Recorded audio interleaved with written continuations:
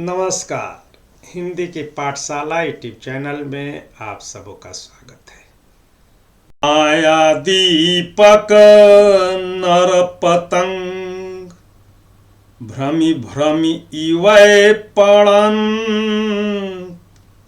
कहे कबीर गुरु ज्ञान थे, एक आध उबरन कबीरा, एक आध उबरन। तो प्रस्तुत साखी निर्गुण काव्य धारा के श्रेष्ठ संत ज्ञानाश्रयी कवि कबीरदास जी द्वारा रचित है, जो बीजक में उनके प्रिय शिष्य धर्मदास ने संकलित किया है। उसी बीजक का प्रामाणिक संग्रह, संपादन और संकलन डॉक्टर श्याम सुंदर दास जी ने कबीर ग्रंथावली में किया है। तो उसी कबीर ग्रंथावली के गुरुदेव को अंग से यह साखी ली गई है।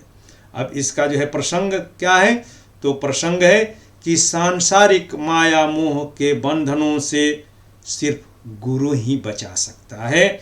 गुरु का ज्ञान ही माया के फंदे से जीव को बचा सकता है। अब इसमें कठिन शब्द हैं, तो माया जान ही रहे हैं। लोभ मोह तृष्णा पंचमकार को जो है माया कहते हैं। दीपक का मतलब जो है दीप, नर का मतलब व्यक्ति, पतंग का मतलब जो है पतिंगे, कीड़े मकोड़े, भ्रमी भ्रमी यानी कि उमड़ घुमड़ करके, घूम घूम करके, झूम झूम करके, इवै पड़ंत यानी कि उस पर, यानी कि दीपक पर पड़ जाते हैं, गिरते हैं। कहे कबीर गुरु ज्ञान थे। गुरु माने जो है गुरु, ज्ञान का मतलब गुरु का ज्ञान, एक आध उपरंत, एक और आध मतलब आधा, कोई कोई उबरंत यानी कि उबर पाते हैं। अब सरलार्थ और व्याख्या, तो कबीरदास जी कहते हैं कि माया क्या है, दीपक के समान है और मनुष्य पतंग के समान है। माया दीपक है तो नर यानी कि जीव पतंग के समान है। जिस प्रकार दीपक के ऊपर या दीपक की दीप शिखा से जो है टकरा करके पतिंगे, कीड़े मकोड़े अपनी जान दे देते हैं, वैसे ही नर रूपी यह पतंग भी जो है माया रूपी दीपक की लौ में उमड़ घुमड़ करके, लौ के इर्द गिर्द उमड़ते घुमड़ते रहता है और इस वजह से वह अपनी जान दे देता है। मगर कबीरदास जी सचेत हैं, वे जानते हैं कि यह दीपक क्या है। ये जो है दुनिया में जो चकाचौंध जो है दिख रहा है, सब कुछ जो है साफ साफ दिख रहा है, क्या है, माया है। और यह माया क्या है, दीपक है। और उस दीपक की लौ में जीव को जल जाना है।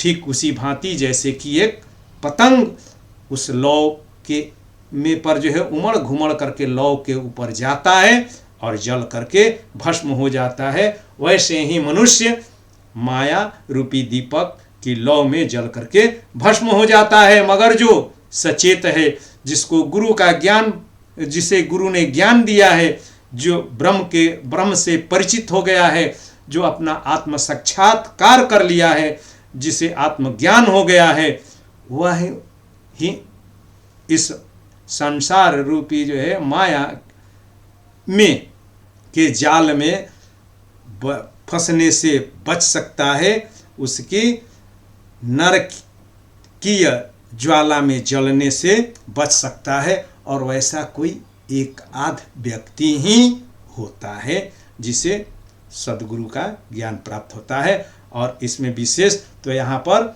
कबीरदास जी के का आत्मविश्वास जो है बोल रहा है कि जो है एक आध में वो मैं भी हूँ, जो कि मैं इस माया के जो है छल प्रपंच को जान गया हूँ और इसीलिए मैं बच गया हूँ। तो माया मोह के में पड़ करके ही मनुष्य वासनाओं के पीछे भागता है। लोभ तृष्णा, स्त्री प्रसंगों के पीछे जो है भागता है, धन दौलत ऐशो आराम के पीछे भागता है तथा अपना लोक और परलोक दोनों बिगाड़ लेता है। और इस माया के चंगुल से बचा अगर कोई सकता है तो वह जो है गुरु और गुरु के द्वारा प्राप्त ज्ञान ही बचा सकता है। और यहाँ पर माया को दीपक के रूप में और नर को पतंग के रूप में रूपायित करने के कारण, या माया की तुलना दीपक से और मन की तुलना पतंग से करने के कारण इसमें रूपक अलंकार है। और इसमें भ्रमी भ्रमी और क और ग की आवृत्ति होने के कारण इसमें छेकानुप्रास है और अंत में अंत्यानुप्रास अलंकार है। बहुत बहुत धन्यवाद। इसको अपने मित्रों के बीच लाइक, शेयर और सब्सक्राइब करना है। और अगर कहीं कोई परेशानी है तो फोन करना है, कमेंट्स करना है।